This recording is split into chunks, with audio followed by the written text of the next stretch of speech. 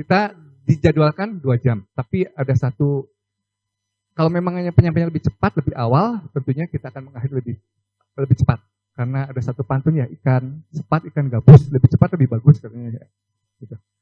Baik, untuk waktu saya berikan kepada Universitas Sunata Hidayat menyampaikan materi dan menyiapkan atau audiens menyiapkan pertanyaan kalau tidak mengerti. Ya. Terima kasih Pak Tony, Pak Tungtian, Sancai, para calon rohaniwan dan juga rohaniwan, para tocin yang terkasih. Pertama-tama tentu kita panjatkan puji dan syukur kehadirat Tuhan yang Maha Kuasa, karena atas berkah dan kasih-Nya, atas perkenannya, kita kembali dapat mengikuti acara DAP yang kelima ini.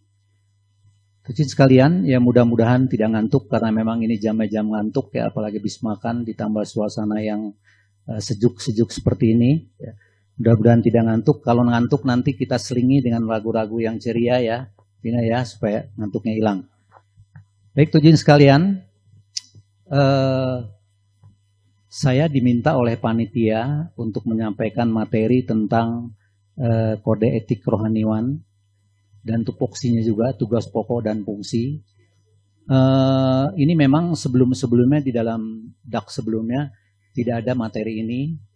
Nah, kemudian Sekderoh ya dalam hal ini memandang perlu untuk memasukkan materi tentang hal kode etik rohaniwan ini, maka saya diberi kepercayaan untuk menyampaikannya. Tocin sekalian yang terkasih,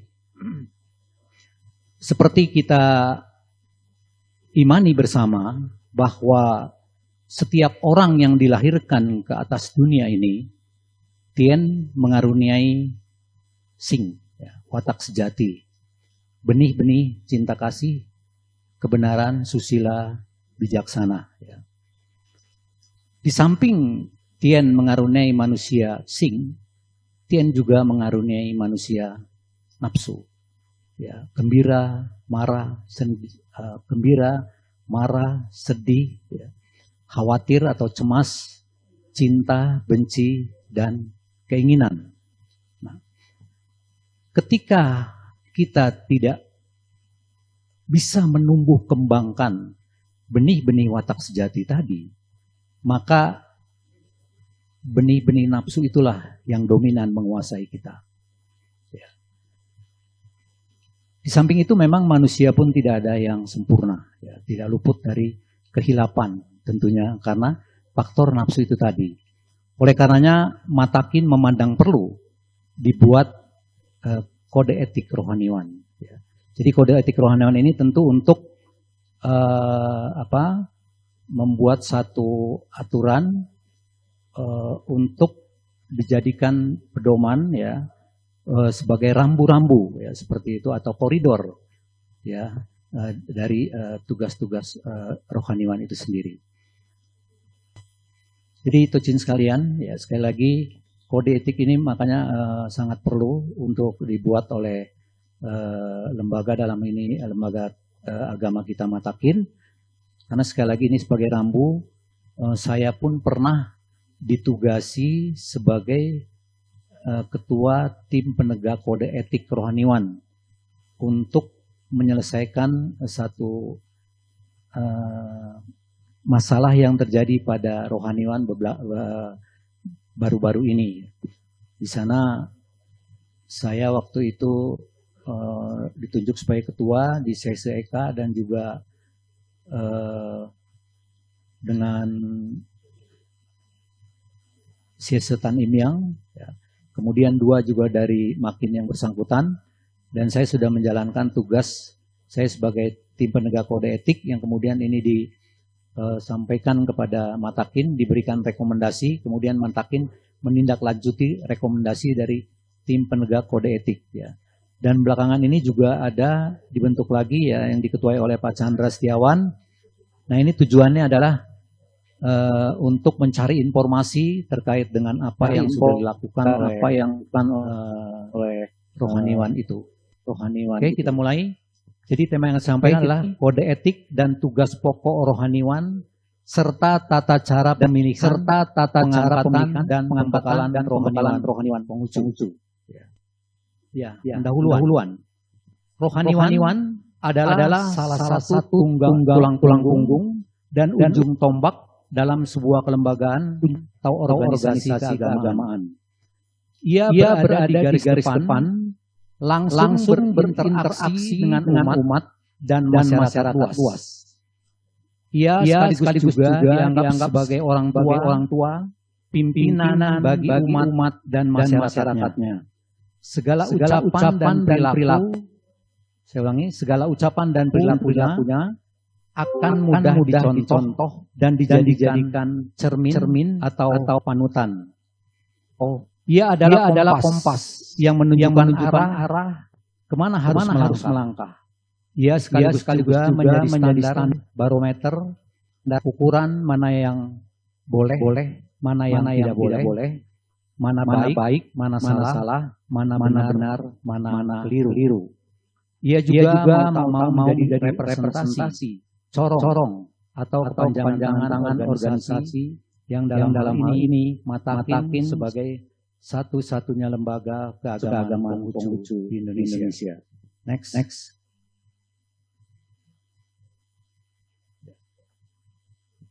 Mengingat perannya yang amat vital dan strategis, maka seleksi, rekrutmen, pembekalan, pembinaan, dan penanganan rohaniwan harus mendapat perhatian yang khusus dan serius.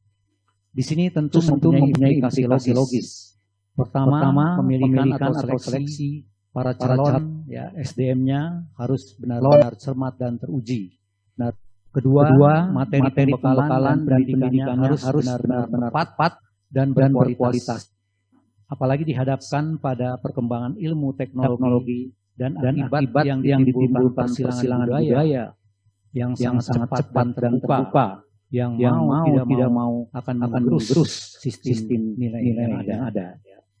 Ketiga, pembinaan pengelolaannya harus selaras dengan tantangan dan perkembangan zaman. Next. Hal lain yang tak kalah penting adalah pemahaman akan visi organisasi, tantangan kekinian, penghayatan budaya organisasi, dan dinamika yang terjadi pada masyarakat luas. Dan tentu saja penghayatan akan nilai Konghucu itu sendiri. Ini semua pada akhirnya akan berujung pada perlunya sistem rekrutmen, pembekalan pendidikan, dan pembinaan yang baik, benar, sistematis, dan selaras dengan zaman yang terus berkembang dan semakin turbulens. Tucin sekalian yang terkasih, rohaniwan adalah tugas yang sangat mulia. Kenapa saya katakan rohaniwan memiliki tugas yang sangat mulia? Karena rohaniwan akan memimpin upacara keagamaan. Hari-hari besar keagamaan, li'ien pernikahan, upacara duka, dan upacara lainnya. Nah, ketika rohaniwan memimpin upacara keagamaan ini, tentu harus berhubungan dengan Sang Pencipta, Tuhan yang Maha Esa. Oleh karena itulah maka dikatakan tugasnya adalah sangat mulia. Dan ini harus menjadi perhatian kita tentunya. Kita akan berhubungan dengan Yang Maha Kuasa. Nah, Coba kita sama-sama membuka kitab suci kita. Chung Yung bab 15.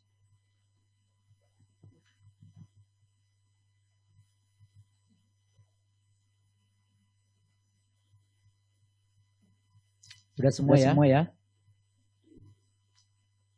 Chung Yung bab 15. Kalau halaman tentu berbeda-beda.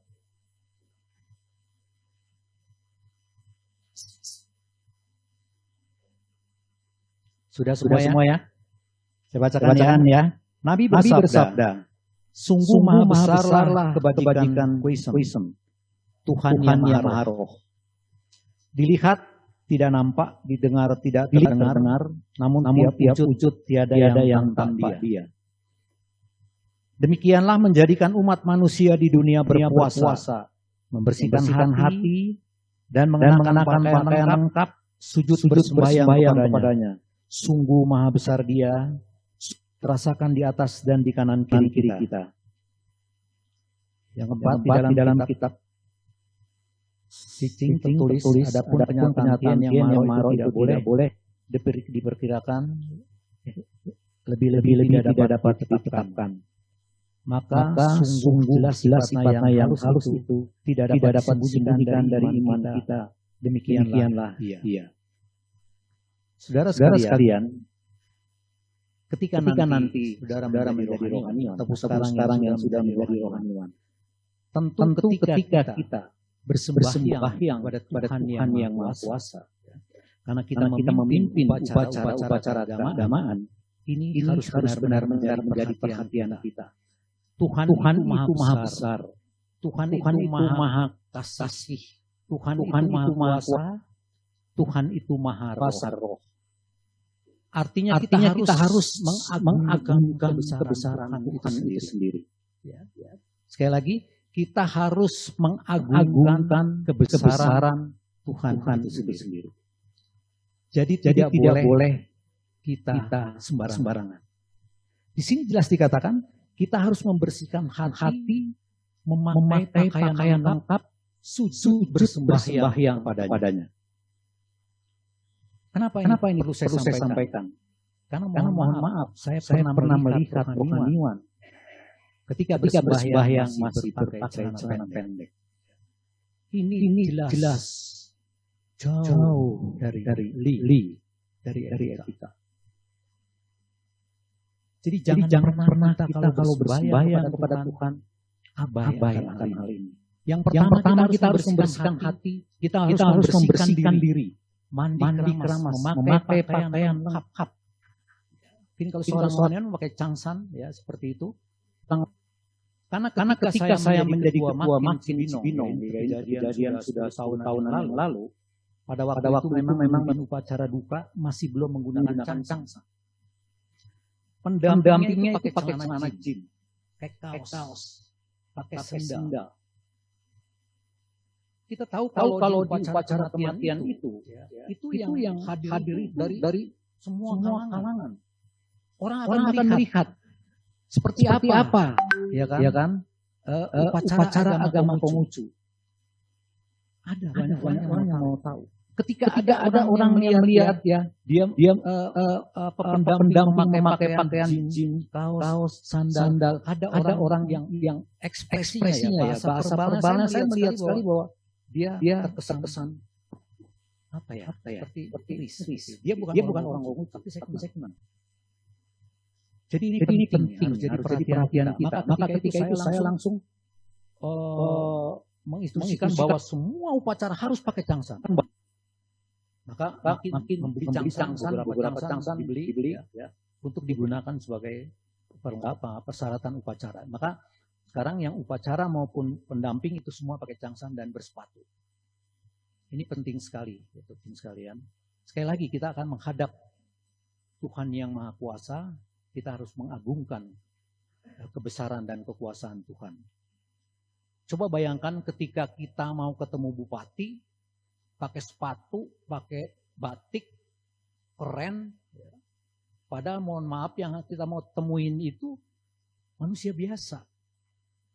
Yang mohon maaf juga belum tentu berkebajikan. Tapi kenapa kalau kita mau menghadap Sang Pencipta ya, kita abai terkadang. Ini harus menjadi perhatian. Ya. Maka ini berlaku untuk kita semua tentunya. Jangan lagi nanti kalau mau sembahyang malam hari, ya itu sembahyangnya di tempat tidur sambil sila. Waduh, jangan dilakukan lagi ya. Apalagi memakai pakaian yang memang sudah terpakai. Ya. Jadi ketika kita mau bersembahyang, kalau bisa kita harus keluar rumah. Di luar rumah. Kita menggunakan pakaian yang bersih. Tidak harus mewah. ya, tapi bersih dan layak. Ya, seperti itu. Jadi sekali lagi, ini benar-benar sangat penting, ya, jangan sampai kita sebagai rohaniwan atau sebagai orang yang beriman, yang memuliakan Tuhan Yang Maha Esa, tapi terkadang kita abai dalam persoalan ini. Karena tuh sekalian, Tuhan itu Maha Roh. Kita bisa membuat satu logika kita, ketika kita akan berhadapan dengan Yang Maha Roh, kita harus mempersiapkan diri ini benar-benar bersih. Kalau enggak, menurut saya, ini enggak tersambung, enggak ngeling. Percuma. Ketika kita tidak mempersiapkan diri ketika kita mau bersembahyang kepada Sang Pencipta kita. Memang, sekalian, di dalam situasi tertentu, kita boleh saja tidak melakukan persiapan itu. Ya. Misalnya ketika saat ini sekarang terjadi gempa bumi, ya, kita dalam keadaan memakai pakaian yang tidak pakai celana pendek, bawa kaos oblong, kita boleh berdoa. Ya kita pasti boleh berdoa ketika itu. Karena situasi dan kondisinya memang tidak memungkinkan untuk kita mengganti baju lebih dulu. Tuhan Maha tahu. Tuhan Maha melihat. Ya. Ketika seperti itu pasti doa-doa kita Tuhan akan mendengar. Itu yang pertama ya, bahwa rohaniwan adalah memiliki tugas yang sangat mulia. Kemudian yang kedua, rohaniwan adalah sebagai corong. Tadi disampaikan sebagai corong. Rohaniwan adalah orang yang dijadikan panutan oleh umat. Rohaniwan akan dijadikan tempat bertanya. Rohaniwan akan dijadikan tempat menyampaikan keluh kesah. Di samping tentu rohaniwan memberikan pelayanan. Jadi yang pertama kita harus memperluas pengetahuan. Tadi disampaikan Pak Budi, tidak hanya membaca sesu, tapi juga pengetahuan umum lainnya, agar ketika nanti ada umat yang datang kepada kita sebagai rohaniwan untuk konseling seperti itu, ingin minta solusi, minta masukan, minta pendapat atas hal-hal yang dialami oleh umat kita. Di sini rohaniwan mempunyai kewajiban untuk melayani. Nah, Bapak Ibu sekalian, kembali kita harus mengingat kode etik. Ya. Ketika ada umat yang datang konseling, bertanya, berkeluh kesah kepada kita. Ini mereka datang kepada kita dalam kapasitas kita sebagai rohaniwan. Bukan dalam kapasitas kita sebagai pribadi. Ya seperti saya sunatan nama saya, ketika umat datang kepada saya, bertanya sesuatu, itu bukan dalam kapasitas saya sebagai sunatan, tapi dia datang kepada saya dalam kapasitas sebagai rohaniwan. Oleh karenanya, sekali lagi kita harus ingat kode etik, rahasia terhadap apa yang disampaikan oleh umat itu harus dipegang teguh. Tidak boleh diketahui oleh siapapun sampai mati sekalipun. Seperti itu. Ini kembali kepada kode etik rohaniwan. Jadi ini harus jelas sekali ya, sekalian. Dan di samping itu juga tugas rohaniwan adalah melayani umat dalam segala hal untuk pelayanan terkait dengan kepentingan religius dan lain-lain sebagainya. Oleh karena tadi juga sudah disampaikan sama Budi, rohaniwan mau tidak mau harus berusaha membina dirinya, mengendalikan dirinya. Agar rohaniwan benar-benar menjadi rohaniwan yang dicintai dan disukai oleh umat. Ya, harus rendah hati, harus terbuka, harus murah senyum. Ya, baik ucapan maupun bahasa verbalnya. Ketika rohaniwan murah senyumnya, rendah hati, maka umat akan berani bertanya. Tetapi kalau rohaniwan jutek, mohon maaf ya, Tentu umat juga akan segan bertanya. Lalu kemana umat ini berkeluh kesah? Kemana umat meminta masukan untuk dijadikan solusi terhadap permasalahan yang dihadapi? Memang berat. Bapak Ibu sekalian, jadi rohaniwan itu memang berat. Tapi sangat mulia. Untuk mendapatkan kebajikan itu tidak mudah. Harus diperjuangkan. Tidak ada makan gratis di dunia ini. Kita tahu bahwa hanya kebajikan Tuhan berkenan. Inilah kesempatan kita ya, untuk menabur kebajikan di dalam kita. Salah satunya mengabdikan diri kita sebagai rohaniwan. Inilah sebagai pintu masuk atau suatu cara untuk kita menabur kebajikan di dalam kehidupan kita. Mungkin kita tidak akan mendapatkan materi dari kita menjadi rohaniwan ini. Tetapi kita yakin dan percaya bahwa semua yang berlandaskan kebajikan pasti Tuhan berkenan. Dan inilah merupakan bekal yang sangat luar biasa buat kita apabila bisa mengabdikan diri ini untuk kepentingan sama dan juga untuk kepentingan agama kita. Ya, next.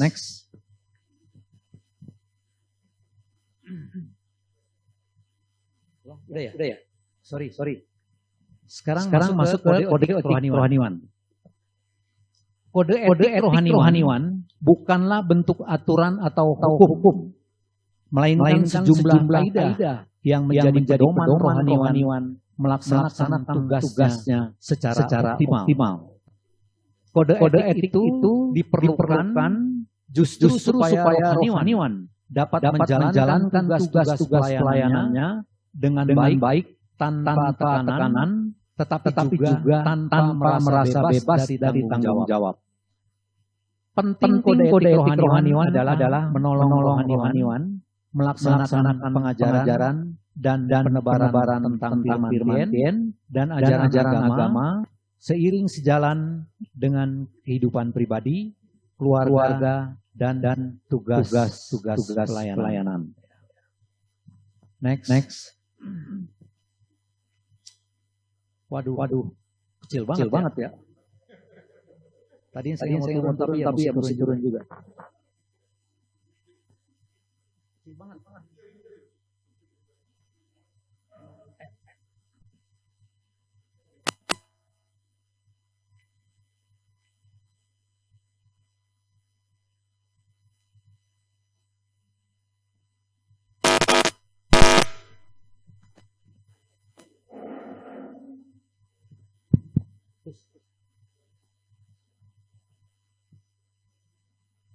Kode etik rohaniwan Konghucu ini diambil dari SKD Matakin nomor 098/Matakin 4 Romawi tahun 2012.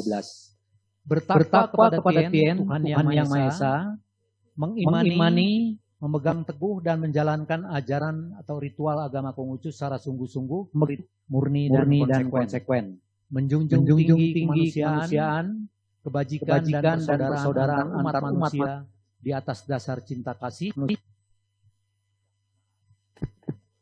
dan keberanian. Setia kepada Pancasila, Undang-Undang Dasar Negara Republik Indonesia 1945, Bhinneka Tunggal Ika, dan Negara Kesatuan Republik Indonesia. Setia, loyal, menjaga nama baik dan kehormatan Majelis Tinggi Agama Konghucu Indonesia Matakin, serta taat kepada anggaran dasar, anggaran rumah tangga, tata ibadah agama Konghucu, keputusan atau presidium, ya ini semacam apa itu kalau di Majelis Ulama itu semacam apa? Tony, fatwa ya seperti itu. Dewan Rohaniwan dan Dewan Pengurus Matakin senantiasa belajar dan mengasah diri sungguh-sungguh didasari Sesucing dan Xiaoqing. Kayaknya kurang ke atas sedikit ya. Ya, Pak. Layar sedikit.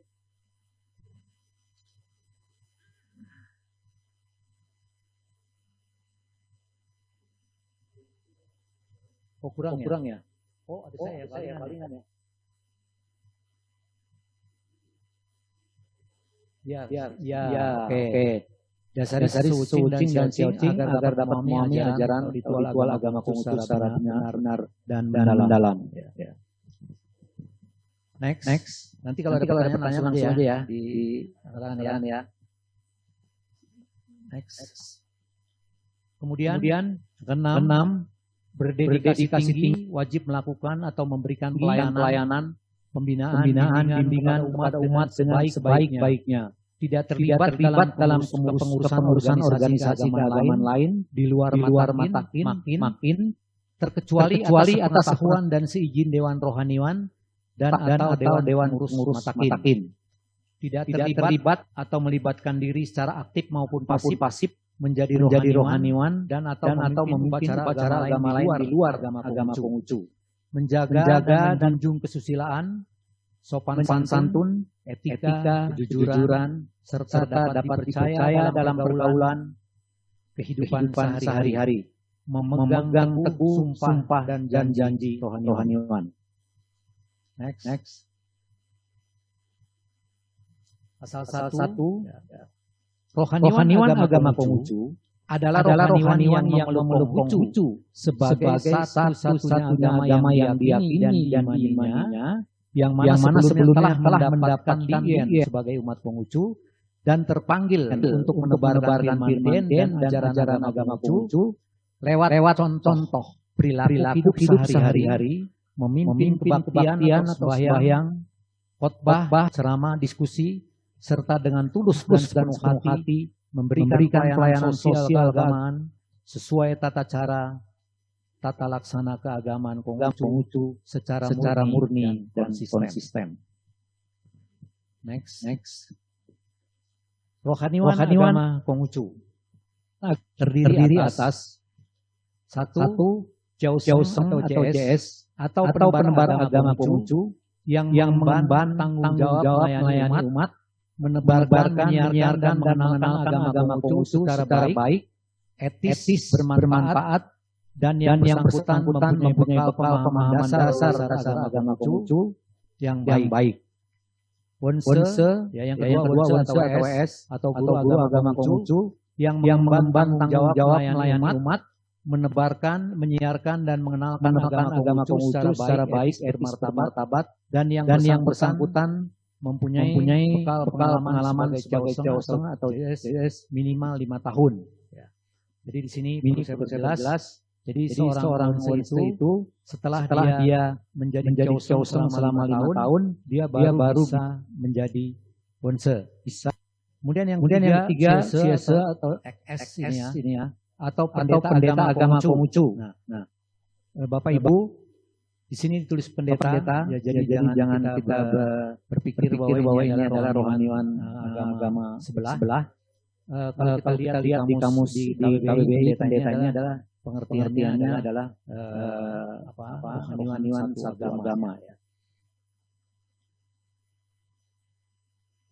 Atau pendeta agama Konghucu yang mengemban tanggung jawab melayani umat, menebarkan, menyiarkan, dan mengenalkan agama Konghucu secara baik, etis, bermartabat, dan yang bersangkutan telah mempunyai pengabdian sebagai Wonse lebih dari 5 tahun. Jadi syaratnya dia harus menjadi Wonse selama 5 tahun baru bisa menjadi Siese. Kemudian yang keempat adalah Changlao atau sesepuh agama Konghucu adalah seorang Jiaoseng, Wonse, Siese, atau tokoh yang ahli dan mendalami ajaran agama Konghucu, serta mendapat rekomendasi dari 2 rohaniwan, yaitu dalam hal ini Wonse senior dan atau Siese, memeluk Konghucu sebagai satu-satunya agama yang diyakininya, telah berusia di atas 60 tahun, namun karena keterbatasan waktu, tenaga, kesehatan, atau lanjut usia, sehingga sudah tidak bisa lagi sepenuhnya berperan dalam pengembangan agama Konghucu. Next. Kemudian pengangkatan persyaratan dan diien rohaniwan pasal 3 persyaratan dasar. Mungkin ini saya dari sana bisa kali ya. Karena di situ lama-lama leher saya sakit juga. Ntar pulang dari sini dia kelihatan kayaknya. Ya. ber-KTP dan meyakini Konghucu sebagai satu-satunya agama yang diyakini. 2. Poin A. Calon Cheongseng minimal berusia 21 tahun dan pendidikan minimal lulusan SMP atau sederajat. B. Calon Wense minimal telah berpengalaman 5 tahun sebagai Cheongseng. C. Calon Shiese minimal telah berpengalaman 5 tahun sebagai Wense. D. Calon Changlao minimal berusia 60 tahun. Ada pertanyaan di sini? Ya, silakan.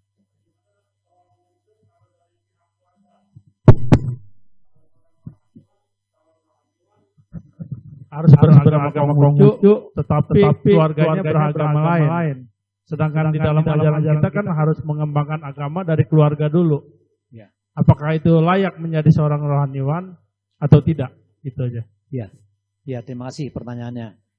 Jadi saya kira ketika yang bersangkutan mengimani agama Konghucu, syaratnya kan seperti itu ya. Dia mengimani Konghucu sebagai salah satu agamanya, ya. Kemudian dia juga mau mengabdikan diri untuk perkembangan agama Konghucu, maka sudah memenuhi syarat. Jadi tidak ada kaitannya dengan keluarganya yang berbeda agama.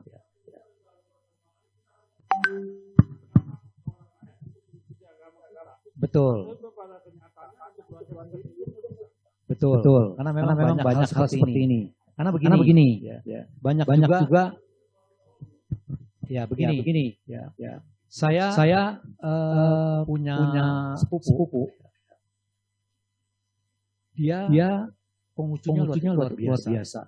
Tapi kan agama kita pernah dimarginalkan ya. 30 tahun lamanya.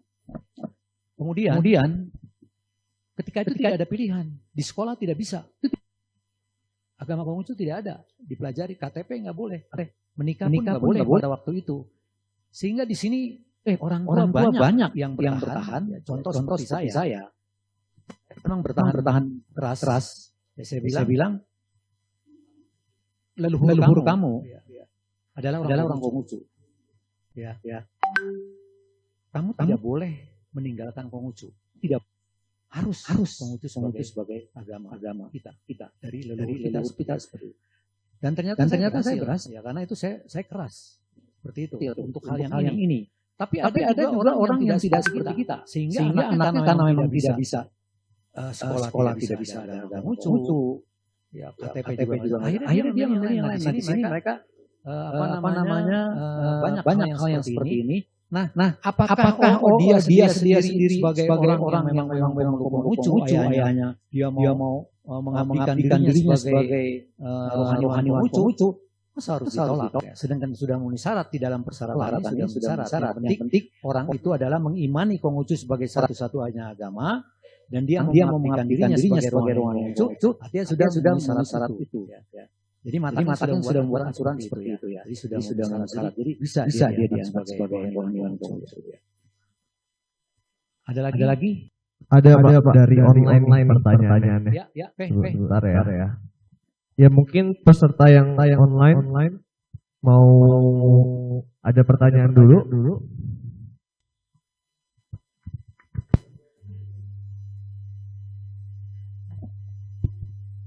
Dari yang offline ada kabar? Ada kalau nggak ada dari online langsung ya. Oke. Yang online apa ada yang mau bertanya secara langsung? Saya Pak. Ini udah bisa unmute kalau mau bertanya secara langsung. Bisa dengar suara saya? Halo. Iya, kedengaran Pak Budi Santoso ya? Mau bertanya. Iya. Oke. Kebetulan di Jembrana ini kan saya baru terima SK. Sebenarnya sih saya 2018 disuruh bentuk kepengurusan Nadakin di Jembrana. Kemudian ternyata SK saya baru bulan 4 kemarin keluar. Dan sedangkan kita di Jembrana ini kan kota kecil. Saya baru sekali punya SK. Apa saya bisa jadi apa yang tadi dibilang di DS itu? Syaratnya kan ada 3 tahun, sedangkan kita kan butuh. Saya sendiri berpikir saya harus mengayomi umat saya kan gitu. apa batasan itu bisa dilampaui atau ada syarat tertentu? Terima kasih. Ya, terima kasih. Pertanyaannya Pak. Dengan Pak apa tadi dia? Pak Budi Santoso. Ya, Pak Budi Santoso. Jadi begini Pak. Memang nanti di dalam selanjutnya ada persyaratan yang disyaratkan oleh Matakin untuk menjadi seorang Kioseng ya atau seorang rohaniwan ya. Tetapi kalau memang sekarang di tempat Bapak belum ada rohaniwan, tetapi di sana ada peribadatan, sekalipun Bapak bukan rohaniwan, Bapak boleh memimpin upacara keagamaan di sana. Boleh Pak. Bapak boleh memimpin. Selama memang belum ada. Nanti terkait dengan persyaratan rohaniwan sendiri nanti ada di bagian selanjutnya. Ya itu dah makanya berdasarkan SK itu saya boleh memimpin itu kebaktian. Boleh. Bapak boleh memimpin kebaktian. Contohnya ngambil sumpah ada umat kita yang melakukan kejahatan di pengadilan itu kan harusnya rohaniawan. Yang menikahkan itu kan harusnya rohaniawan bukan berdasarkan SK ketua. Ya, kan begitu. Begini Pak, kalau memang di tempat Bapak ya ada dekat makin yang ada rohaniwannya, Bapak bisa minta bantuan dari rohaniwan makin yang berdekatan dengan makin Bapak. Tapi kalau memang tidak ada, ya jauh dan Bapak sendiri di sana sebagai orang yang selama ini sudah melaksanakan tugas-tugas rohaniwanan, ya Bapak boleh memimpin Pak, nggak ada masalah. Ya karena memang belum ada rohaniwan di sana. Kalau Bapak tidak melakukan tidak memimpin, ya nanti tidak akan ada pelaksanaan itu. Ya, jadi itu diperbolehkan Pak. Selama memang belum ada rohaniwan. Demikian. Bisa makanya itu kemarin itu saya kan mau menjaring umat. Ketika kemarin ada anaknya menikah. Nah, saya nggak berani menawarkan diri karena saya bukan rohaniawan untuk menikahin anaknya secara konghucu. Padahal pelaksanaannya dia sudah konghucu. Coba kita kan harus ada tradisi yang apa istilahnya secara rohaniawan ada pemberkatannya lah istilahnya. Padahal dia sudah pakai secara konghucu kan tinggal pemberkatan. Kemudian saya bisa bertanda tangan sebagai rohaniawan untuk surat nikahnya. Itu yang belum saya berani laksanakan. Kemarin ini sampai saya mundurkan diri, tidak berani mendekati umat itu gitu. Ya makanya nggak apa-apa Pak. Selama memang rohaniwan Bapak boleh laksanakan saja. Daripada nanti Bapak tidak laksanakan perkawinan itu kan. Apalagi sampai dia nanti melaksanakan perkawinan secara agama lain kan. Ya itu. Ya. Seperti itu ya Pak. Bisa dipahami ya Pak.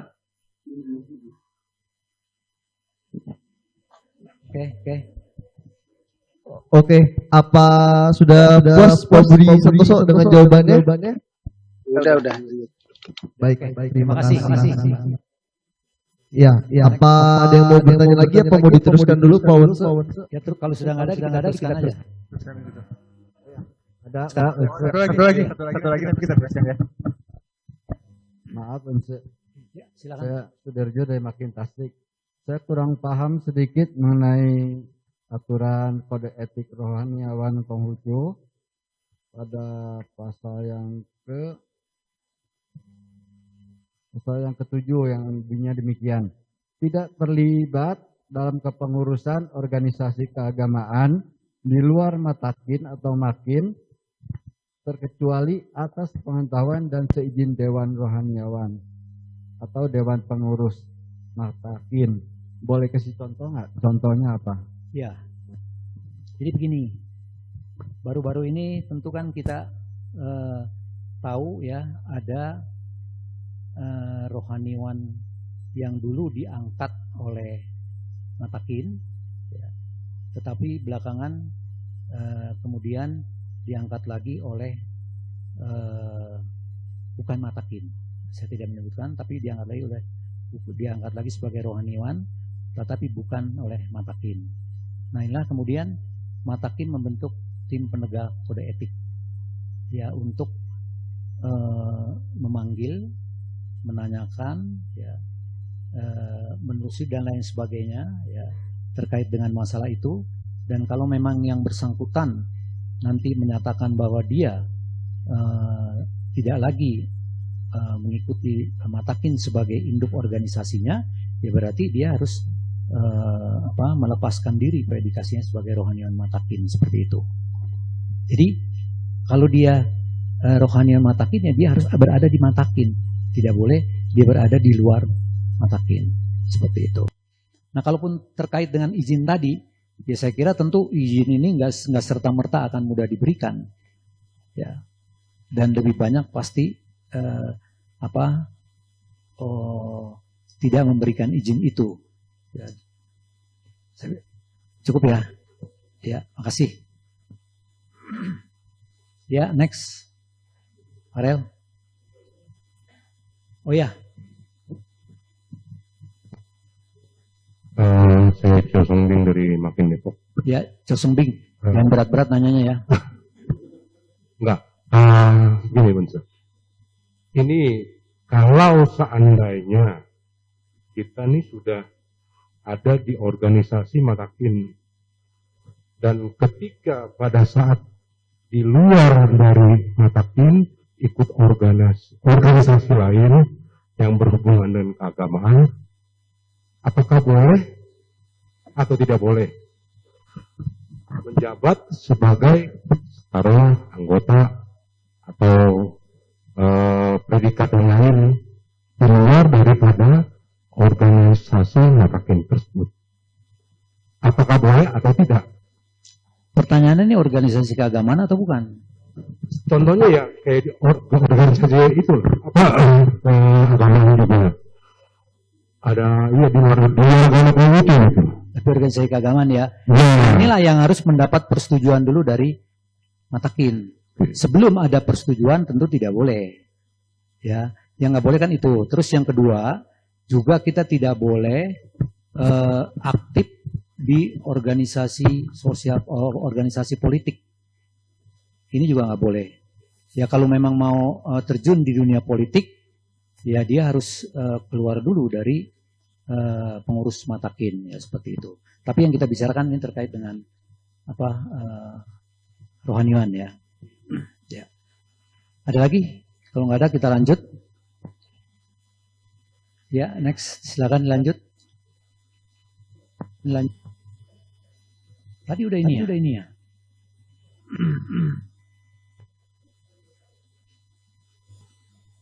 Ya, bab 2 pengangkatan persyaratan dan diin rohaniawan.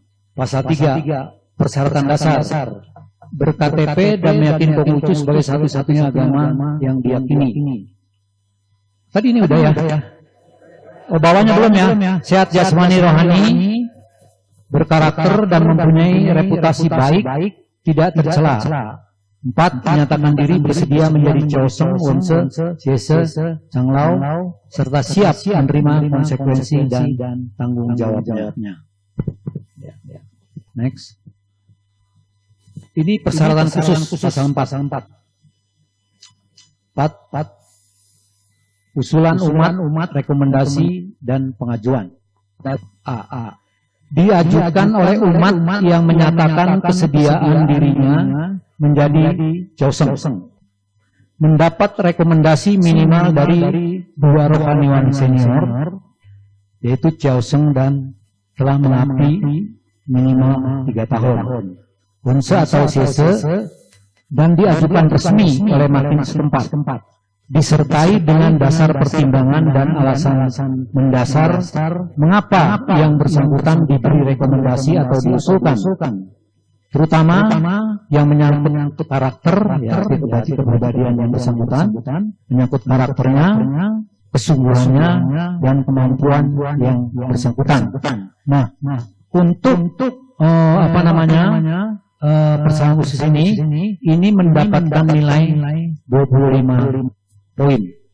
Saya kira di sini mungkin belum ada pertanyaan ya. Terus nanti setelah lebih jauh nanti baru di situ akan ada pertanyaannya. B. Bila belum ada makin. Tapi silakan kalau memang ada yang kurang paham silakan juga boleh bertanya. Bila belum ada makin atau makin setempat belum. cukup mempunyai rohaniawan senior, maka rekomendasi atau pengajuan bisa dilakukan oleh rohaniawan senior dan atau makin dari wilayah kota lain atau provinsi di atasnya atau yang terdekat. Ini juga poinnya 25 poin. Artinya begini, Bapak Ibu sekalian, ada satu tempat yang belum ada makinnya, tapi di situ udah ada kebaktian.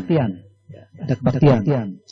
Nah kemudian di dalam tempat kebaktian itu yang belum jadi makin, ini ada orang yang memiliki kapasitas, memiliki pengetahuan yang cukup tentang keagamaan, sudah mimpin upacara dan lain sebagainya. Artinya dia memenuhi syarat untuk diajukan sebagai rohaniwan. Di sini syarat utama adalah makin mengajukan, tetapi karena dia belum punya makin, jadi ini bisa makin yang dekat dari dia. Misalnya katakanlah Cibinong contohnya nggak ada, makin Cibinong bisa dibantu dari makin segar. Rohaniwan segar atau makin segar yang mengajukan atau wilayah kota lain atau tingkat provinsi di atas seperti itu. Nah ini nilainya 25 poin. Nanti apa yang dimaksud 25 poin nanti setelah selanjutnya akan bisa dipahami. Ya, next. 4.2 pendidikan formal. Lulusan SMA atau sederajat, ini poinnya 10. Pernah kuliah, poinnya 15. Guru sekolah minggu minimal 2 tahun, poinnya 10. Guru sekolah dasar dan menengah minimal 2 tahun, poinnya 15. Dosen agama Konghucu minimal 2 tahun, poinnya 25 poin. Dosen yang mengajar S1, nilainya 25 poin. Lulusan S1, 20 poin. S2, 25 poin. Lulusan S2 tapi konsentrasi agama Konghucu, seperti banyak yang di sini tuh MAG ya. Ini poinnya 30. Lulusan S3 juga poinnya 30. Next. Wah, kecil banget lagi nih. Saya di atas ya. Maaf ya. Pernah menjadi anggota pengurus dalam organisasi makin apa depannya ya? Dan atau organisasi kepemudaan, ya ini Perkin ya perempuan dan organisasi lain yang terkait dengan makin nilainya 10. Pernah menjadi anggota pengurus Matakin provinsi, kabupaten, kota dan organisasi atau organisasi kepemudaan perempuan dan organisasi lain yang terkait dengan Matakin provinsi, kabupaten, kota atau pernah menjadi ketua sekretaris bendahara makin dan atau organisasi lain yang terkait dengan makin, ini 15 poin. Pernah menjadi anggota pengurus Matakin dan atau organisasi kepemudaan, ya. Ini maksudnya kepemudaan di Matakin, Perkin di Matakin gitu ya. Dan organisasi lain yang terkait dengan Matakin. Atau pernah menjadi ketua sekretaris Matakin provinsi dan atau organisasi lain yang terkait dengan Matakin provinsi, itu nilainya 20 poin. D. Pernah menjadi pimpinan Matakin sebagai ketua bidang atau jabatan lebih tinggi kedudukannya dan atau organisasi yang terkait Matakin, ini 25 poin. Jadi maksudnya tadi ketua bidang atau kalau dia lebih tinggi seperti ketua harian atau sekretaris Matakin, ini poinnya menjadi 25 poin. Next. 4 ya. Titik 4 karya tulis. A. Menulis karya tulis yang khusus dibuat untuk meraih atau menaikkan jenjang rohaniwan dan berhasil dipertahankan dalam ujian atau wawancara yang khusus membahas karya tulis tersebut. Ini poinnya 10. Format karya tulis minimal memuat latar belakang, identifikasi masalah, rumusan masalah, pembahasan dengan dukungan ayat-ayat suci, kutipan konsep yang dimuat di jurnal, kesimpulan, dan saran referensi. B. Menulis buku yang terkait dengan ajaran Konghucu, serta langsung atau tidak langsung, ini nilainya 20 poin, dan diterbitkan dengan memiliki ISBN. Ada pertanyaan? Ya, next. Nah ini DAK. Diklat Agama Konghucu atau DAK terdiri atas 3 seri, yakni seri 8 jam, 25 jam, dan 50 jam. Nah yang sekarang Bapak Ibu jalani dak 25 jam. Ya. Seri 8 jam ditujukan untuk para pengurus aktivis makin atau matakin organisasi terkait agar mereka memahami anatomi ajaran dasar agama Konghucu secara menyeluruh, nilainya 10 poin.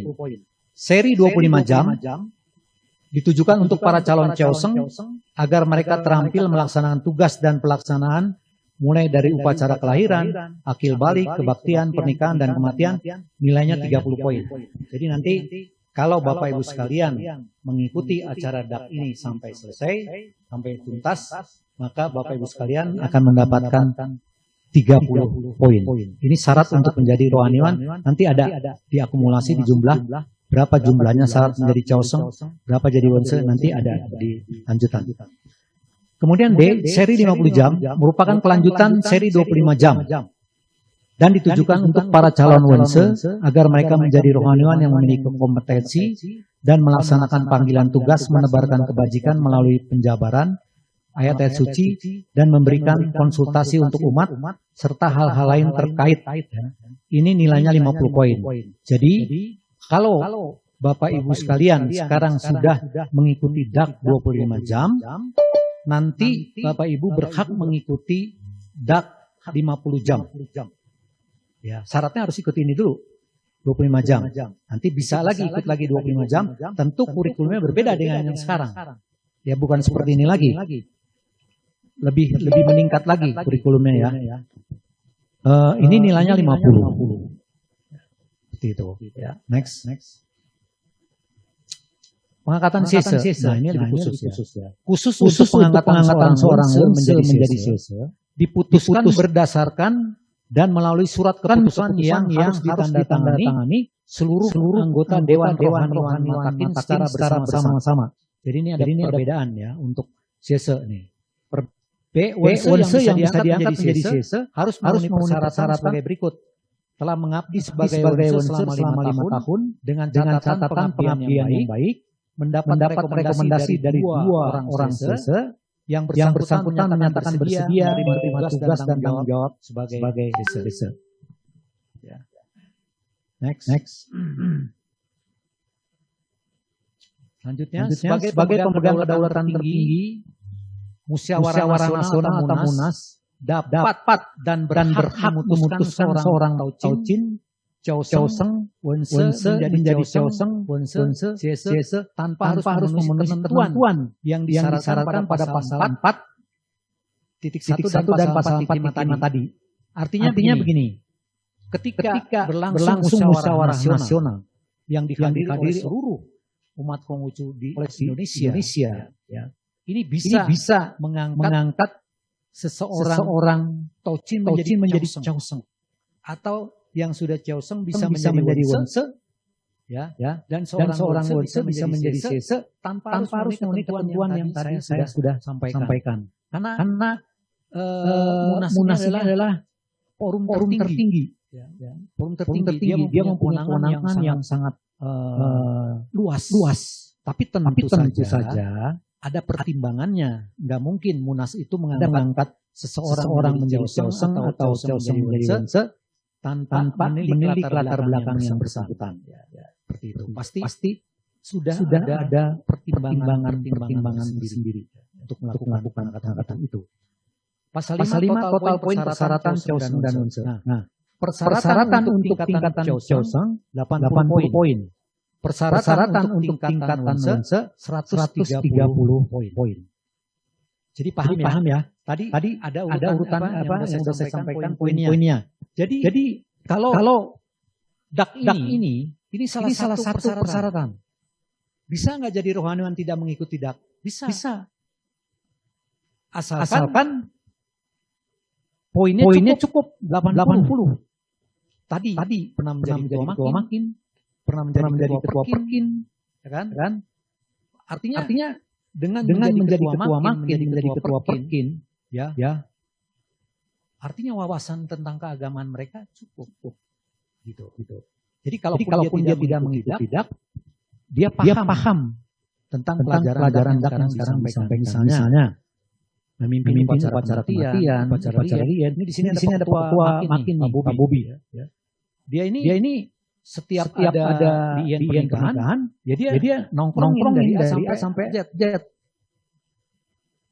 Yang kematian pun begitu. Jadi kalau sekarang dia nih disuruh mimpin di pernikahan, pasti bisa dia. Pasti bisa. Ya karena dia selalu mengikuti. Nah itulah maksudnya. Tanpa mengikuti dak sekalipun bisa menjadi rohaniwan asalkan dia pernah menjadi terus. Saya bicara ini maksudnya supaya Pak Bobi itu ingat. Ya. Dijorokin yang harus mau ya. Oke, paham sampai di sini paham ya. Ya, next. Kata Cosentine tadi kalau keburu syukur-syukur jadi bisa lebih cepat. Tapi ini tiga ya. Oh, jam 4 ya. Lebih bagus ya, lebih baik ya. Pasal 6.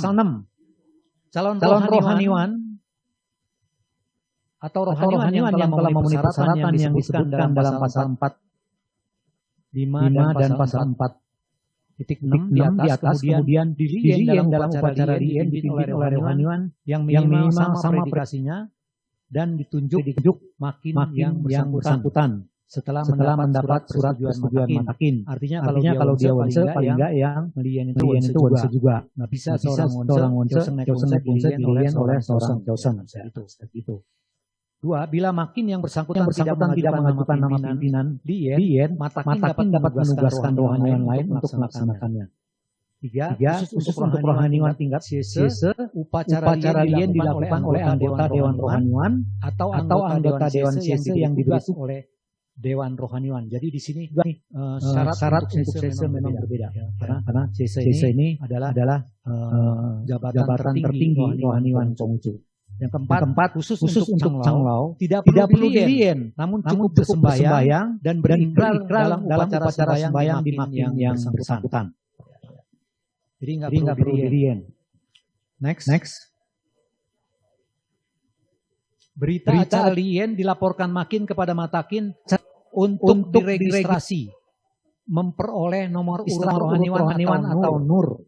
Kartu tanda rohaniwan atau KTR dan sertifikat lien rohaniwan yang dikeluarkan matakin. Pasal 8 pengangkatan rohaniwan yang tidak sesuai atau melalui prosedur resmi yang digariskan dalam tuan ini dan atau tanpa melalui atau mendapatkan surat keputusan matakin, jabatan kerohaniwannya dianggap tidak sah, terhitung sejak ketentuan ini efektif dinyatakan berlaku. Next terus. Masa jabatan rohaniwan. Masa jabatan rohaniwan Konghucu pada dasarnya adalah seumur hidup.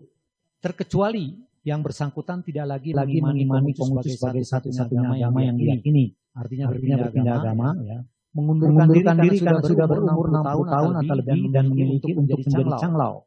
Melakukan perbuatan tercela, ingkar dari jalan suci, melanggar hukum, dan telah mendapat hukum penjara yang bersifat maka matakin atas rekomendasi dari makin yang bersangkutan tercatat, ya, makin mana dia tercatat. Dewan Rohaniwan berwenang melepas atau predikasi rohaniwan yang bersangkutan. Artinya harus ada persetujuan dari makin.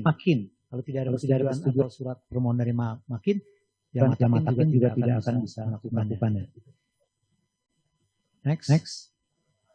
Ya.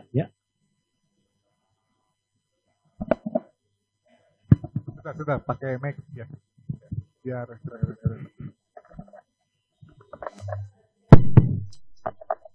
Pak Wonse, saya mau nanya, mungkin pada saat ini saya juga baru pertama kali mengikuti dan pengetahuan dalam agama itu juga masih kurang mungkin mengenai rohaniawan Pak.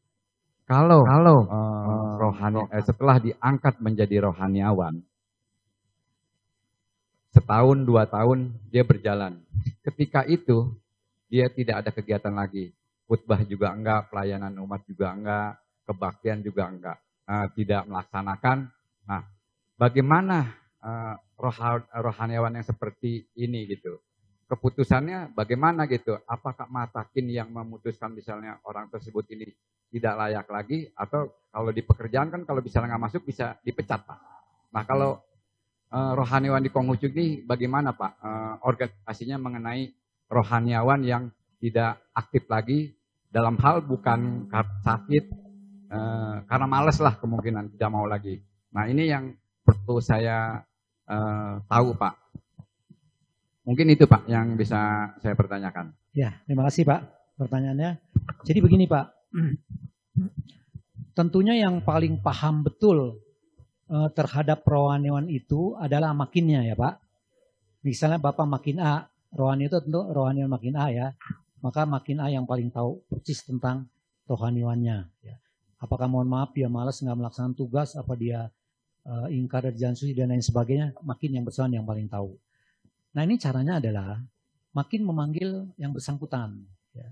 Tentu diajak bicara baik-baik ya terkait dengan status rohaniwan, status dia sebagai rohaniwan. Apakah dia masih mau sebagai rohaniwan pengucu ya seperti itu. Nah ini makin yang menanyakan hal ini. Nah ketika nanti memang yang bersangkutan menyatakan bahwa dia sudah tidak mau lagi sebagai rohaniwan, ya, maka makin bisa mengajukan ini kepada matakin. Nanti matakin bisa membuat surat keputusan gitu, dan memberhentikan yang bersangkutan, ya seperti itu Pak. Jadi lagi-lagi matakin tidak bisa melakukan apapun apabila tidak ada permohonan dari makin. Karena yang paling tahu makin itu sendiri. Matakin nggak tahu tentunya. Apalagi jauh nanti salah. Ya. Jadi pertama-tama itu dulu dilakukan pembinaan ya Pak. Diberikan masukan ya. Seperti itu Pak. Cukup Pak?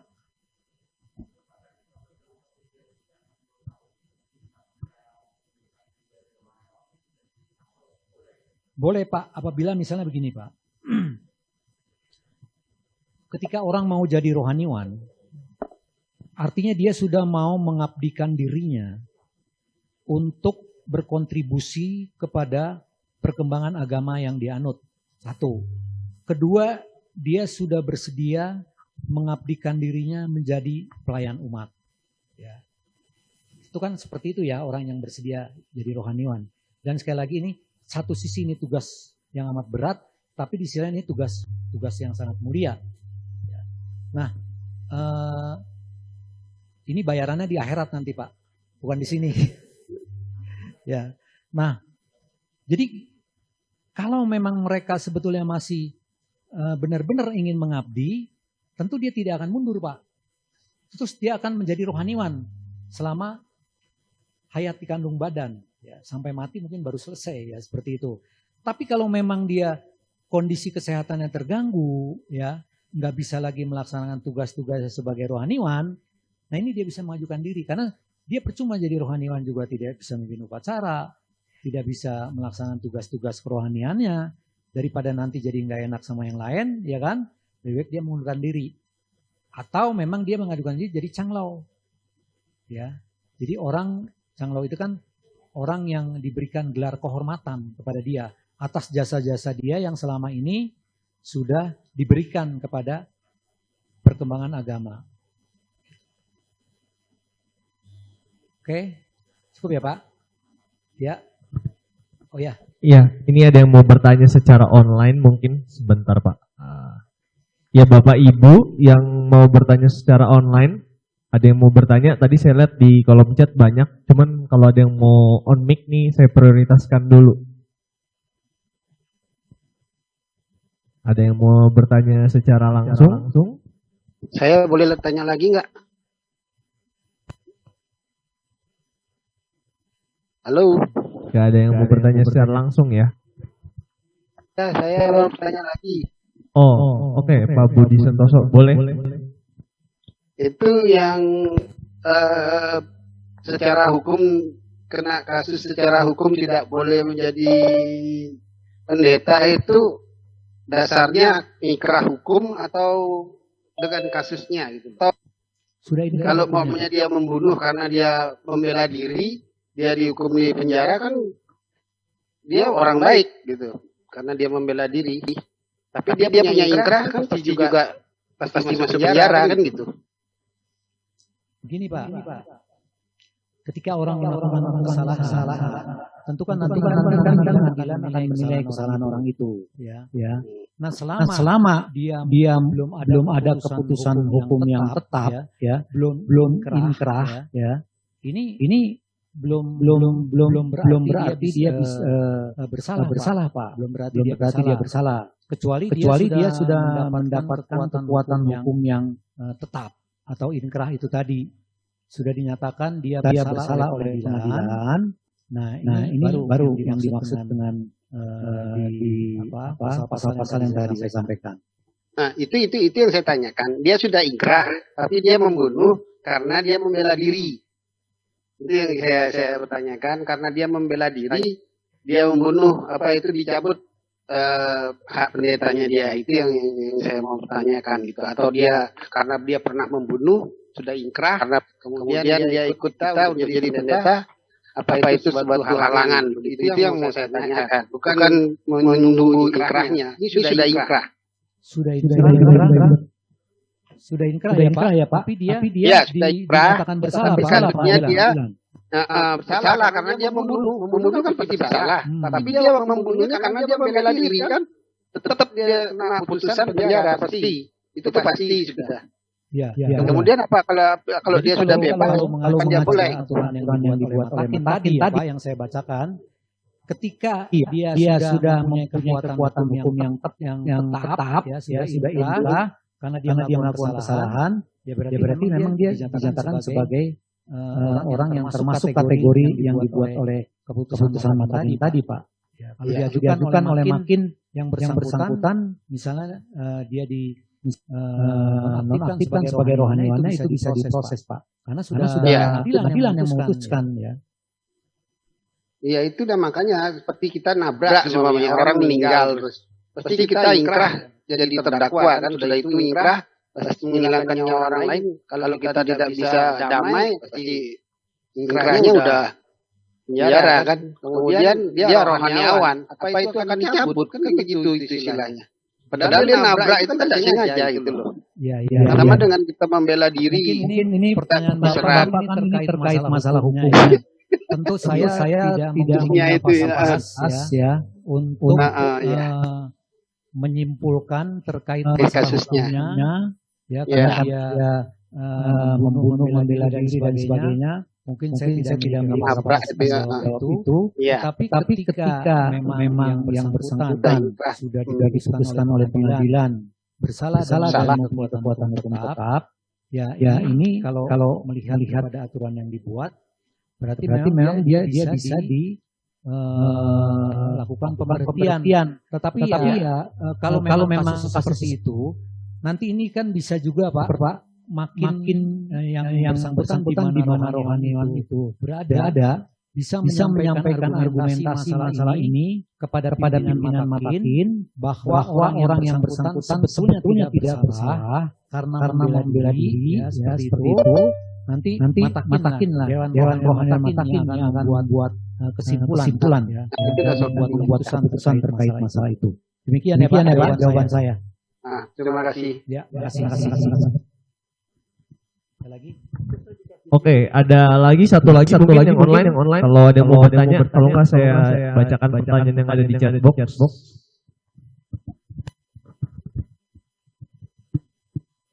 Ada yang mau on mic lagi yang dari online? Nggak ada. Oke, aku bacakan aja ya satu pertanyaan nih. Paling bawah aja dulu. Ini aja nih. Poin 4,5B seri 8 jam. Apakah diadakan seperti DAK 25 jam ini waktunya atau terpisah? Yang 8 jam terpisah. Ya, tidak yang sekarang kan 25 jam nih. Betul. Bisa saja nanti bila diperlukan diadakan DAK 8 jam untuk keperluan yang tadi itu. Untuk keperluan yang tadi itu. Untuk mengangkat pengurus, ya. Nanti dibuat DAK 8 jam, bisa saja seperti itu. Ya kalau dia mengikuti DAK 25 jam, berarti poin dia sudah lebih dari cukup. Ya, dengan sendirinya udah nilainya jauh lebih tinggi kalau dia mengikuti DAK yang sekarang yang 25 jam. Oke, pertanyaan untuk yang online ditutup dulu ya. Nanti kita tampung lagi pertanyaannya. Mungkin bisa kita lanjut dengan materi ya, Pak Onse. Oke, silakan.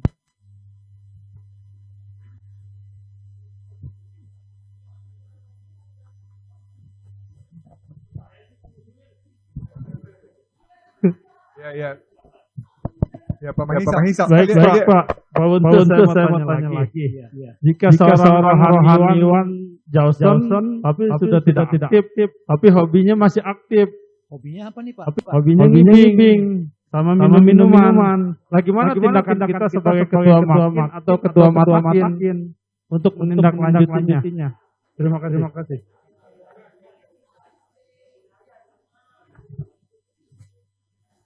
Gini Pak. Begini ya Pak. Begini. Lagi-lagi begini Pak. Kan yang mengetahui tentang rohaniwan itu adalah pengurus makin setempat. Pengurus makin setempat. Nah, coba deh tolong dipanggil ya. Dilakukan pembinaan, diberikan masukan bahwa tugas rohaniwan ini adalah tugas yang sangat mulia. Ya. Di satu sisi harus melaksanakan upacara keagamaan, artinya berhubungan dengan Tuhan yang Maha Kuasa. Ya. Artinya benar-benar harus bersih lahir dan batin. Kemudian di samping itu rohaniwan juga sebagai panutan, rohaniwan juga sebagai pelayan umat yang nanti memberikan konseling kepada umat ya. Nanti bagaimana umatnya kalau memang rohaniwan seperti ini ya. Terus bagaimana umatnya? Diberikan pemahaman seperti itu kepada rohaniwan yang bersangkutan itu. Nah, nanti kelanjutannya seperti apa? Kalau memang nanti tidak ada perkembangan, tetap melaksanakan itu dan ini dianggap memang oleh makin setempat ada satu pelanggaran, kan nanti juga bisa ditindaklanjuti. Nanti ada di kode rohaniwan itu, di kode etik rohaniwan ini ada semua langkah-langkahnya, step-stepnya ada semua. Ya. Oke, nanti kita lanjut ya Pak. Kita lanjut dulu deh. Nanti ada di kode etik rohaniwan. Silakan lanjut. Udah ya. 10. Rohaniwan yang telah melakukan pelanggaran seperti yang disebutkan dalam pasal 9 di atas akan mendapatkan pembinaan peringatan lebih dahulu sekurang-kurangnya sebanyak dua kali. Ini Pak. Oleh makin yang bersangkutan. Jadi benar kan seperti apa yang saya jawab tadi ya. Dan bila tidak diindahkan makin yang bersangkutan dapat meminta matakin untuk menindaklanjutinya dengan membentuk tim penegak kode etik atau TPKE untuk menangani persoalan tersebut. TPKE bersifat ad hoc. Dia bersifat sementara dibentuk dan bertanggung jawab oleh dan kepada Dewan Rohaniwan Matakin. Terdiri atas 3 orang. Jese, Wense, ya, ditambah 2 orang dari jajaran kepengurusan makin yang bersangkutan. Karena dua orang dari makin yang bersangkutan ini adalah yang paling tahu masalahnya. Nah, hasil temuan TPKE berupa rekomendasi dilaporkan secara tertulis kepada Dewan Rohaniwan Matakin yang berisi rekomendasi TPKE untuk merehabilitasi, menindak, mencopot jabatan rohaniwan yang bersangkutan. Ya. Terhadap laporan rekomendasi hasil kerja TPKE seperti yang dilaporkan dalam ayat 10.3, Dewan Rohaniwan Matakin akan mengeluarkan putusan yang bersifat final dan mengikat yang kemudian disampaikan kepada rohaniwan yang bersangkutan dan ditembuskan kepada makin terkait. Jadi itu ada regulasinya, aturan seperti itu. Paham ya Pak? Oke, makasih. Ya.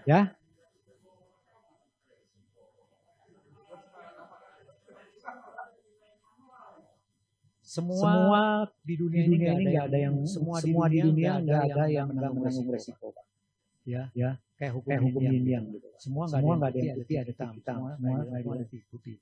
Jadi apapun yang kita lakukan, semua mengandung resiko. Ya seperti corona lah. Pemerintah PPKM dimaki-maki. Enggak PPKM ada juga yang maki-maki. Karena kalau enggak PPKM banyak yang meninggal. Tapi banyak pedagang kecil menjerit. Dibuka PPKM-nya. Pedagangnya enak, tapi banyak yang meninggal. Terus gimana dong? Apa mesti nggak ada keputusan? Harus. Ya. Dan itulah Cerenyung itu di situ. Jadi ada kecerdasan, kebijaksanaan, berani, tapi melalui satu perhitungan yang matang tentunya. Ya, next. Diklat Agama Konghucu pasal 11.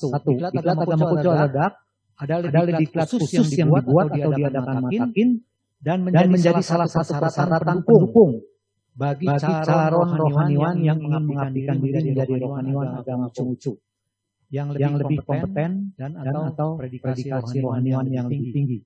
Dua materi atau kurikulum disusun oleh Matakin dan secara periode sekurang-kurangnya dalam 2 tahun sekali dievaluasi dan dalam pelaksanaannya dapat dilakukan oleh makin-makin yang telah mendapat mandat khusus dari Matakin dengan ketentuan harus memenuhi persyaratan yang ditetapkan Matakin, terutama yang terkait dengan standar, materi dan tutornya. Next. Pasal 12, dak terdiri atas 3 kategori, yaitu dak seri 8 jam, 25 jam, dan 50 jam. Dua dak hanya boleh diikuti oleh umat Konghucu yang murni hanya memeluk Konghucu sebagai satu-satunya agama yang diyakininya. Jadi dak ini tidak boleh diikuti oleh yang bukan Konghucu. Pasal 13 materi dak dapat dilihat rinciannya pada lampiran diklat ini. Next. Bab 5 lain-lain pasal 14. Semua rohaniwan yang telah diangkat berdasarkan ketentuan yang berlaku sebelumnya dan tetap mengimani Konghucu sebagai satu-satunya agama yang diyakini, tidak ingkar dari jalan suci, tidak melakukan tindakan yang melanggar kepatutan sebagai seorang rohaniwan, tetap menjadi rohaniwan Matakin dan mendapatkan nur sebagai tanda telah diregistrasi ulang tanpa menghilangkan nomor rohaniwan yang sebelumnya. Jadi ada rohaniwan yang dulu tuh yang nggak pakai nur, ya itu tetap berlaku. Ya. Pasal 15 para rohaniwan khususnya Siese mengemban tugas dan kewajiban strategis dan mulia dalam mengembangkan agama Konghucu melalui ceramah, diskusi, pengkajian, pembuatan karya tulis atau ilmiah dan keteladanan perilaku. Next. Habis ya. Pasal 16 terkait perkembangan zaman ilmu dan teknologi yang demikian pesat di satu sisi dan pergeseran nilai-nilai di sisi lain, para rohaniwan Konghucu terutama Siese wajib untuk belajar membina diri agar dapat membantu organisasi dan umat dalam menghadapi berbagai tantangan dan persoalan. Pasal 17, para Siese yang telah memiliki nur dan aktif melakukan pengabdian berhak mendapat jaminan kesehatan dan kesejahteraan. Nah, tentu disesuaikan dengan kemampuan Matakin. Ya, seperti sekarang juga Matakin sudah memberikan kesejahteraan kepada para Siese walaupun nilainya tentu tidak mencukupi ya. Pasal 18 para Siese yang memiliki talenta dan telah berkarya menerbitkan tulisan atau makalah, buku, melakukan penelitian dan menilai asas manfaat berhak mendapat imam jasa dari Matakin.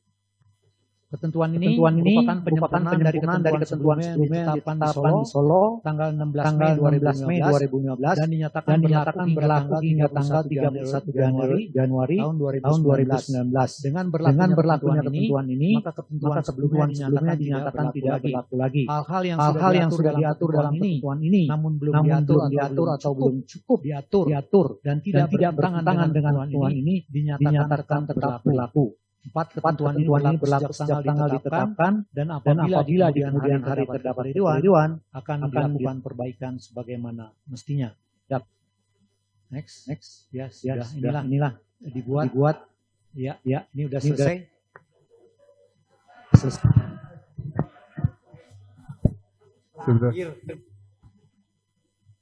Kenapa saya bertanya terakhir setelah saya melihat bagian terakhir ternyata ada jawabannya, Pak. Gitu.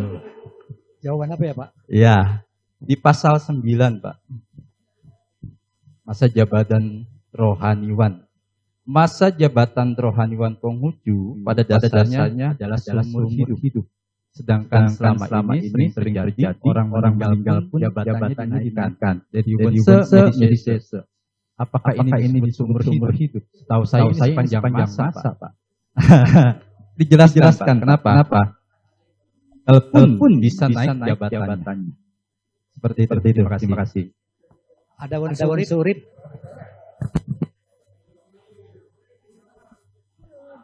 Bisa dipanggilkan nih, Surip. Tolong panggilin Surip. Panitia, Pak Surip. Ya sejujurnya, karena ini juga di luar konteks ya. Pertanyaan Bapak di luar konteks ini.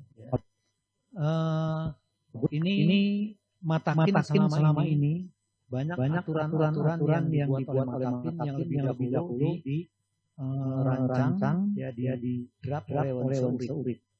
Dia sebagai sekretaris biro. Karena memang di dalam hal pengetahuan keagamaan, Surip dianggap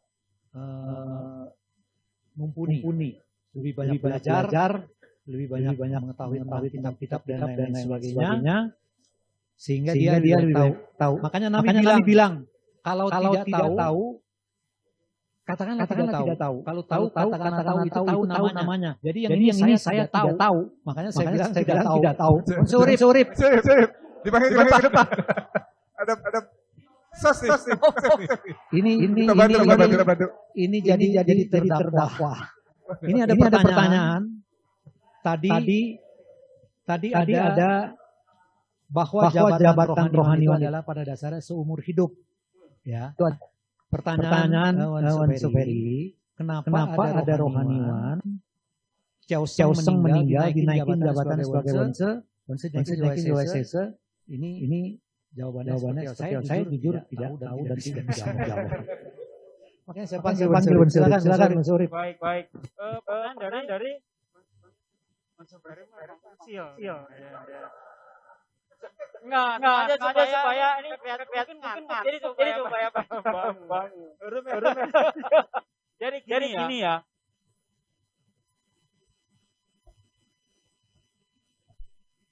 Oke. Secara aturan yang betul ya. Yang betul memang jabatan rohani. Nah, memang ada beberapa peristiwa. Jadi juga kemarin bahas diceritakan oleh kita. Jadi dulu almarhum pernah katakanlah menaikkan predikasi ke seorang yang menjadi dia memang sudah wafat. Nah itu memang ada pertimbangan bahwa sepertinya dulu ya lihat si almarhum pengen banget di sini. Nah saat meninggal katakan ini kalau zaman dulu ada kehormatan gelar penganugerahan Anumerta itu ritual sebetulnya ya. Jadi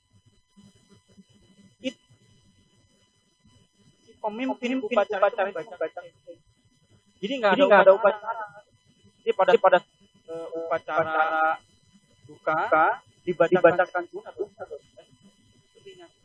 Sampaikan bahwa yang bersangkutan almarhum wujud penghormatan kita kepada yang bersangkutan kepada almarhum diberikan gelar. Yang bisa saya jawab. Tapi memang kalau secara normatif ya betul di hidup saja. Jadi kalau misalkan ada yang tadinya coaching lihat konteks lah ya. Kalau misalkan memang dar gelar anugerahan mungkin sah saja ya melihat record almarhum. Tapi kalau misalkan ritual itu yang perlu dipertanyakan. Ya, karena memang nantilah di sesi saya itu ada kita bahas tentang UN. Nah, semua harus tahu di Indonesia apa. Nah, persepsi kita masih sama dulu nih karena banyak pemahaman dari luar kita adopt padahal belum tentu cocok dan sama dengan pemahaman. Ya. Di UN pernikahan berkata seperti itu nanti kita ada sesi. Demikian bisa saya jawab. Bisa. Wow.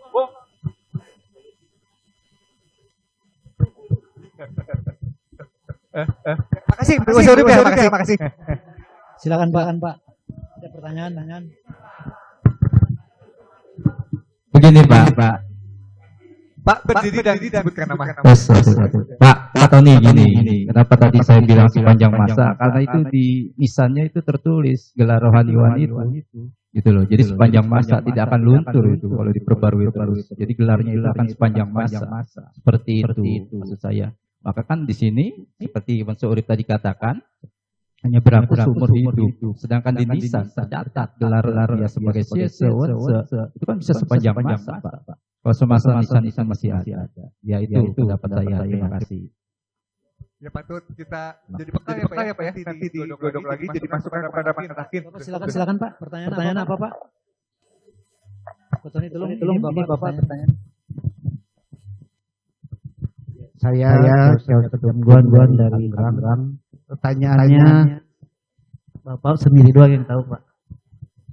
Pertanyaannya biasanya seorang rohaniwan bila meninggal itu disematkan pataka ya. Pertanyaannya apakah seorang rohaniwan yang tidak aktif dan tidak lagi melaksanakan tugas kewajibannya, apakah perlu disematkan petaka itu? Pataka. Ya, terima kasih Pak. Bisa langsung jawab. Iya.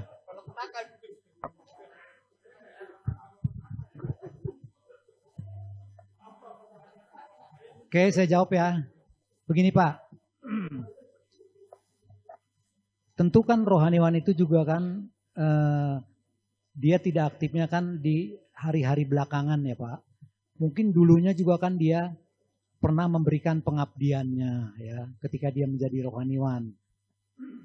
Mungkin karena di akhir-akhir saja, karena sesuatu hal mungkin dia menjadi tidak aktif. Jadi penyematan pataka itu kan adalah juga sebagai bentuk penghargaan dan penghormatan kita kepada almarhum. Jadi saya kira ini satu hal yang baik ya Pak, kalau kita memberikan penghormatan itu, penghargaan itu kepada orang yang meninggal. Saya kira ini tidak jadi masalah ya Pak, diberikan itu. Karena di berbagai tempat mungkin, mungkin ini ada orang Tasik, kalau dulu Causeng Yudi ya, Widi di sana sampai dia punya bendera khusus kan. Jadi setiap orang malah umat sendiri juga dipakai itu sebagai bentuk penghormatan ya seperti itu. Kalau kita apakah ini kita bilang salah? Ya salahnya di mana juga kan ya, seperti itu ya Pak. Ya. Jadi saya kira terkait dengan masalah ini adalah sebagai bentuk penghormatan dan penghargaan kita kepada almarhum ya seperti itu Pak. Terima kasih. Waktu memang sekitar 20 menit lagi, 15 menit lagi lah mungkin. Jadi saya bagi dengan 2 pertanyaan aja ya Pak. Jadi satu dari online, satu dari offline. Ya, dari mana dulu nih? Bebas. Ini yang susah yang mana nih pertanyaannya kira-kira?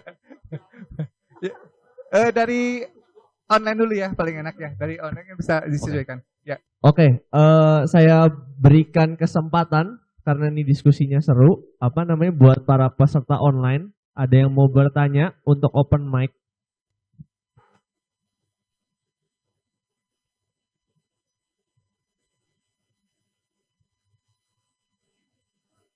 Izin Pak. Ya silakan Pak.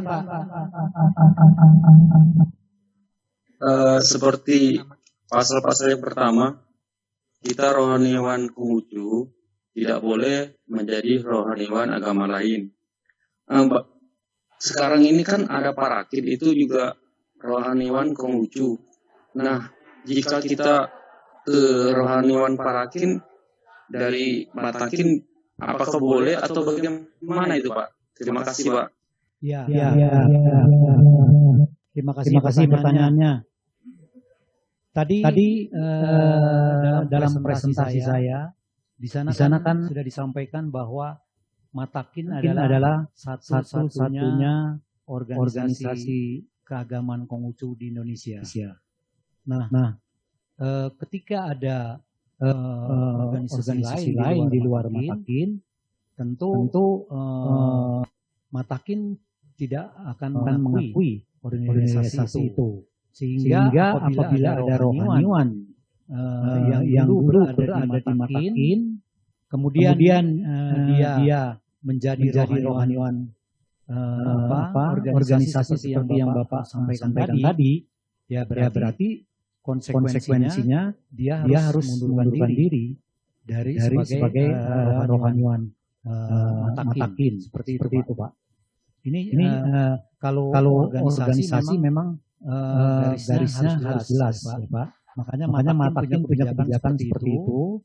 Jadi ketika sekali lagi ketika rohaniwan yang berada di Matakin kemudian menjadi rohaniwan organisasi di luar Matakin, maka sebaiknya dia mengundurkan diri sebagai rohaniwan Matakin, atau kalau memang dia tetap tidak mengundurkan diri, Matakin juga sekarang kan sudah membuat tim penegak kode etik untuk yang bersangkutan, yang menanyakan dan seterusnya. Dan kalau memang nanti yang bersangkutan memilih berada di dalam organisasi Matakin, ya tentu kita menghormati dan menghargai. Tapi ketika dia memilih tidak lagi di Matakin, berarti dia mengundurkan diri sebagai rohaniwan Matakin.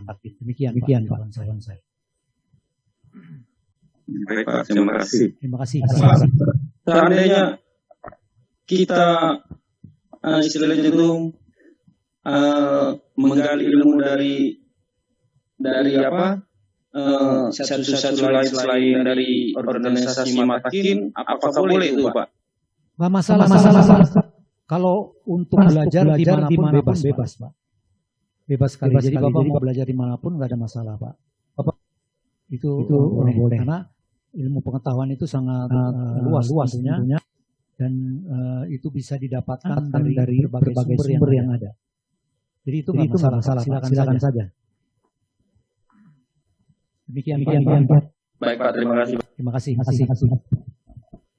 Baik, pertanyaan untuk dari sekarang ya. Nama dan dari asal makin ya Pak ya. Soalnya kadang-kadang kita nggak. Nama Dadang dari Makin Pondok Cabe. Saya sangat tertarik Pak Wonse dengan masalah etika sebagai rohaniawan. Memang ini sangat penting bagi kita yang namanya rohaniawan, mesti ada etika. Yang menjadi pertanyaan begini Pak Wonse. Ketika ada orang yang mau liyen, dia minta rohaniawannya dari luar Makin, katakanlah bisa Cabe nih. Tapi ada umat Pondok Cabe mau liyen pernikahan, dia ambil katakanlah dari Bogor, entah dari Jawa ya. Dia ngambil rohaniawan. Nah, itu kan dia minta surat permohonan dari Makin Pondok Cabe nih Pak. Ya, bahwa rohaniawan yang dipinta itu ada surat persetujuan dari ketua. Tetapi kita sebagai rohaniawan yang ada di wilayah situ tidak pernah tidak diajak atau tidak disentuh. Seolah-olah di Makin itu tidak ada rohaniawan. Kita kan berbicara etika Pak. Semestinya katakan begini bahasa kasarnya, sama-sama rohaniawan jangan saling mendahului lah, kira-kira seperti itu Pak. Ya, kan masalah etika, kita berbicara masalah etika nih Pak. Ini banyak yang terjadi Pak. Jadi kadang-kadang umat dia punya uang semenak-menak, wah gue panggil rohaniawan si A yang gue seneng, kira-kira seperti itu Pak. Tetapi kita yang ada di sini dianggap apa itu Pak? Nah, itu kan kita berbicara masalah etika yang tadi Bapak paparkan, itu sangat bagus Pak. Ini memang harus kita terapkan ke kita harus berikan sosialisasi terus ke rohaniawan. Jadi rohaniawan juga bisa paham apabila dia dipanggil ke tempat lain, dia juga mesti kita yang ada diikutsertakan, Pak. Jangan kita dianggap tidak ada, Pak. Bukan kita minta dihargai, bukan sebetulnya. Berbicara masalah etika. Nah, ini sering terjadi, Pak, ya. Dalam pelayanan apapun saya lihat seperti itu gitu. Jadi kita yang ada yang punya wilayah diabaikan. Nah mungkin itu saya minta bantuan arahan dari Bapak yang mungkin segi pengalamannya sudah banyak. Kita sama-sama rohaniawan, janganlah saling mendahului, kira-kira itu Pak. Terima kasih. Terima kasih Pak.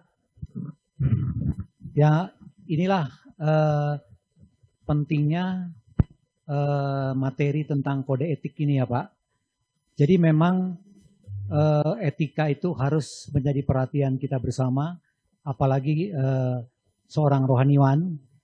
Kalau memang akan bertugas di bukan makinnya sendiri ya, atau di makin lain ya seperti itu Pak, ya tentu memang etikanya harus memberitahu dulu kepada makin yang bersangkutan atau mendapatkan persetujuan dari makin yang bersangkutan.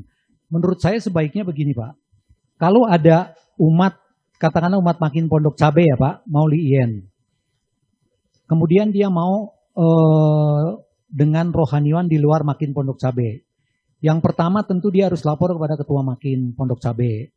Dia sampaikan itu. Nah kemudian ketika ketua makin menyetujui ya kan. Nah artinya ini kan nggak ada masalah kalau ketua makin yang menyetujui. Nah ketika belum disetujui tentu diberikan pengertian kepada yang bersangkutan Pak, kepada umatnya. Kenapa harus dari rohaniwan luar? Ya di sini juga kan ada rohaniwan yang bisa memimpin upacara lien itu. Ya, diberikan pemahaman dulu Pak seperti itu kepada umatnya agar menggunakan rohaniwan yang di dalam makin itu.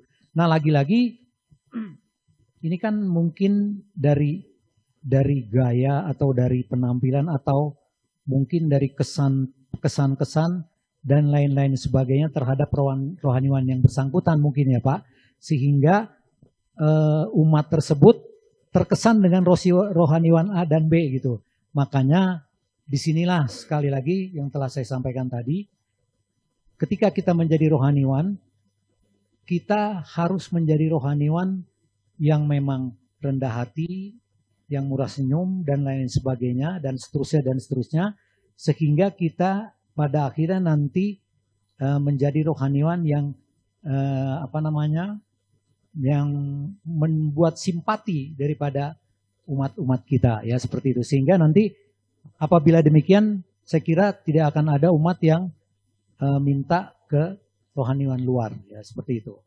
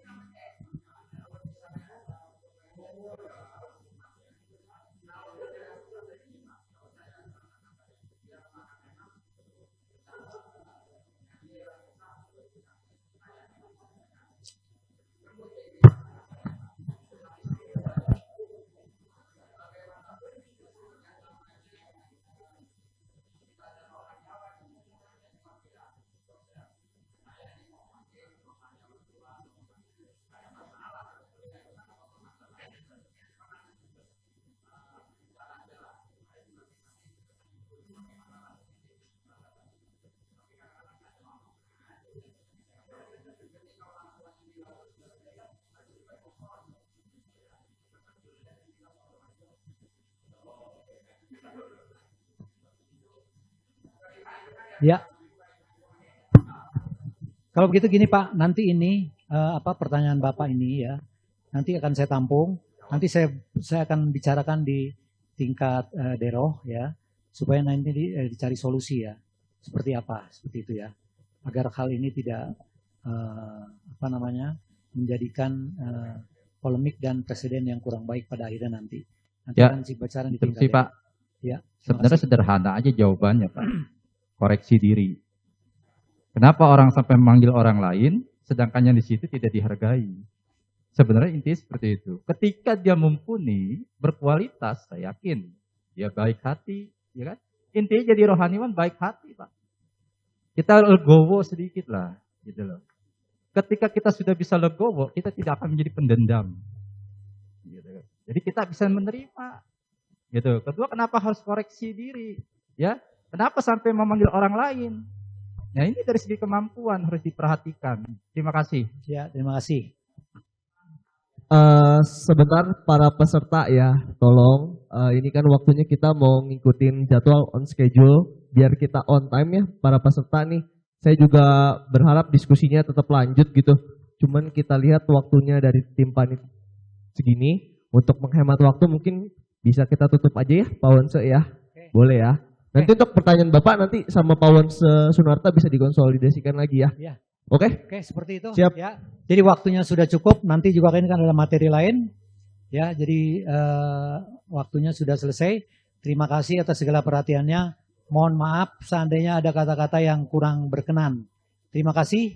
Weite Tung Tien. Saya kembalikan kepada pimpinan. Izinkan. Terima kasih semuanya. Masih tetap hadir semua di sini.